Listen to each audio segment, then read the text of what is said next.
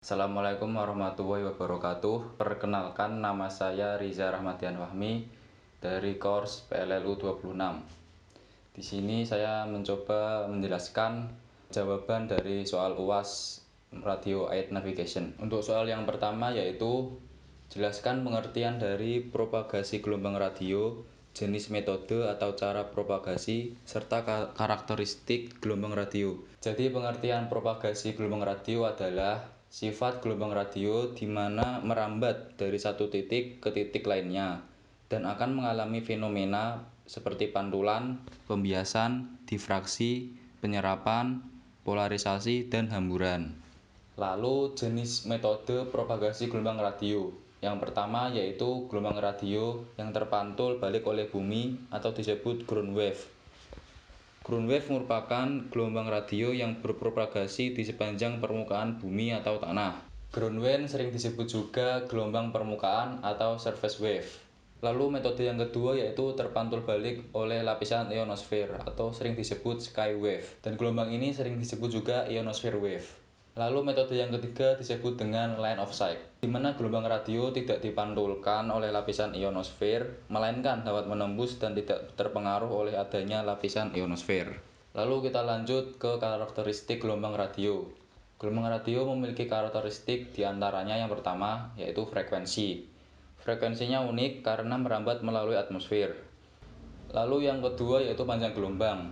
Pada umumnya gelombang radio lebih panjang dari gelombang lainnya. Lalu yang ketiga, gelombang radio dapat dipantulkan, direfraksi, dan juga didifraksi. Keempat, gelombang radio di atmosfer memancarkan dengan kecepatan cahaya yaitu 3 kali 10⁸ meter per sekon. Lalu soal yang kedua yaitu jelaskan perbedaan dasar antara NDB dan juga VOR dalam hal pemberian informasi arah magnetic bearing. Pada NDB bekerja sama dengan alat ADF. ADF singkatan dari Automatic Direction Finder yang terdiri dari ADF antena dan juga ADF indikator. Cara kerja NDB yaitu NDB stasiun meradiasikan sinyal ke segala arah di sekitar antena ADF. Lalu antena ADF mencoba mengidentifikasi kode yang diberikan oleh NDB stasiun. Kemudian ADF indikator langsung menyetel atau menyesuaikan frekuensi NDB untuk mencari sinyal. Setelah sinyal teridentifikasi, arah pesawat dapat ditemukan dengan bearing bandara tujuan. Lalu ADF indikator akan menampilkan bearing NDB stasiun tujuan berdasarkan relatif heading pesawat.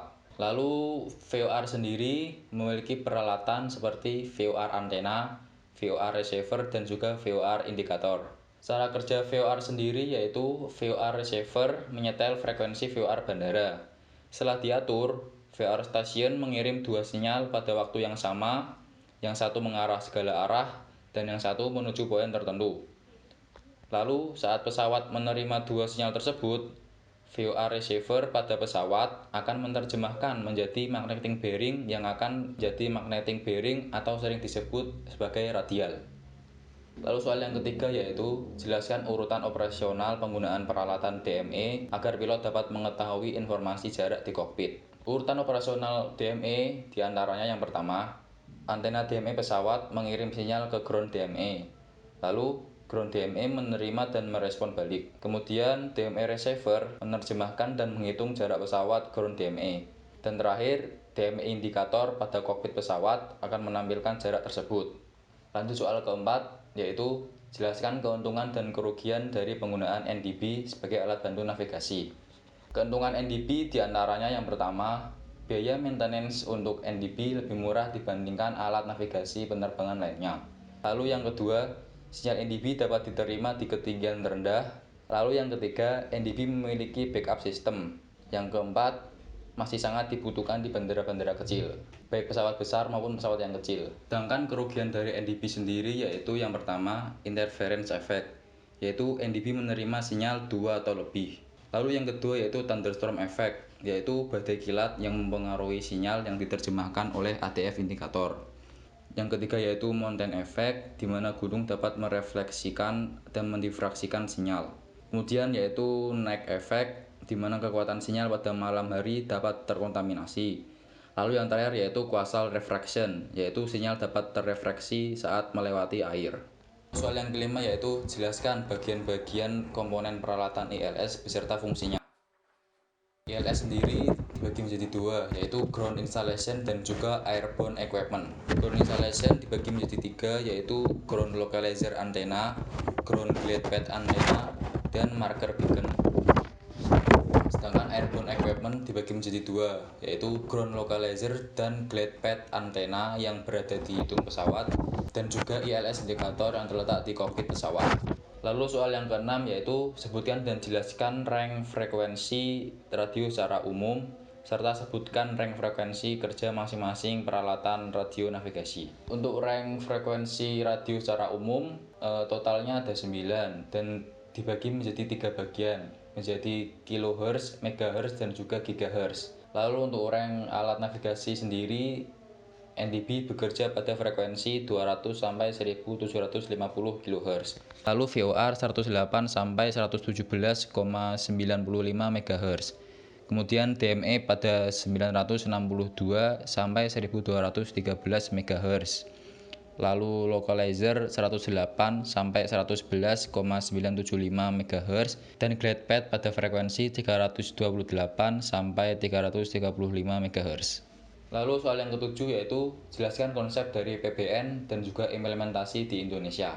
Pada intinya konsep PBN yaitu menetapkan performa sistem RNAF yang dibutuhkan seperti keakuratan, integritas, ketersediaan, kesinambungan, dan kegunaan untuk operasional dalam konteks konsep ruang udara dengan didukung oleh infrastruktur navigasi yang tepat. Dan implementasi di Indonesia diantaranya Airnav Indonesia menerapkan rute domestik berbasis satelit, dan Indonesia menggandeng ICAO untuk mengembangkan penerapan navigasi penerbangan terkini. Lalu soal yang ke-8 yaitu jelaskan standar dari jenis-jenis RNP berdasarkan ICAO. Menurut ICAO, RNP yang berlaku saat ini yaitu ada RNP 1, RNP 4, RNP 5, RNP 10, RNP 12,6, dan juga RNP 20. Di mana akurasi yang dibutuhkan kurang lebih RNP 1, 1 nautical mile, RNP 4, 4 nautical mile, RNP 5, 5 nautical mile, dan seterusnya hingga RNP 20 yaitu 20 nautical mile.